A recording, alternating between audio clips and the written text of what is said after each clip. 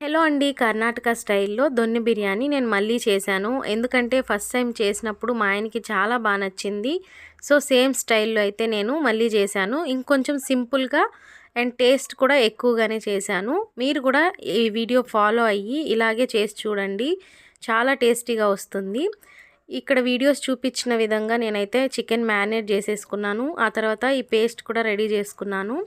ఇప్పుడు బిర్యానీ పాట్ తీసుకొని అందులో పచ్చిమిర్చి, ఉల్లిపాయలు, బిర్యానీ దినుసులు, టొమాటోలు, ఉప్పు అన్నీ వేసుకొనేసి వీటిని ఫ్రై చేసుకుంటున్నాను. ఆ తర్వాత మనం ముందుగా పేస్ట్ చేసుకున్న గ్రీన్ పేస్ట్‌ని అయితే వేసేసుకొని ఒకసారి బాగా పచ్చివాసన పోయే వరకు ఫ్రై చేసుకోవాలి. ఎందుకంటే మనకి టేస్ట్ అంతా ఇందులోనే ఉంటుంది.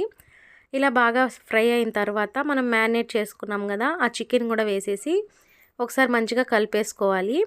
కొంచెం పుదీనా, కొత్తిమీర కూడా యాడ్ చేసుకొని మళ్ళీ కొంచెంసేపు కలుపుకొని మూత పెట్టి ఒక 10 నిమిషాలు అలా కుక్ చేసుకుంటూ ఉండాలి. ఈ టైంలోనే మనకు చికెన్ సగం కంటే ఎక్కువే ఉడికిపోవాలి. ఎందుకంటే మళ్ళీ వాటర్ వేసిన తర్వాత బియ్యంతో పాటు అంతగా ఉడకదు కాబట్టి.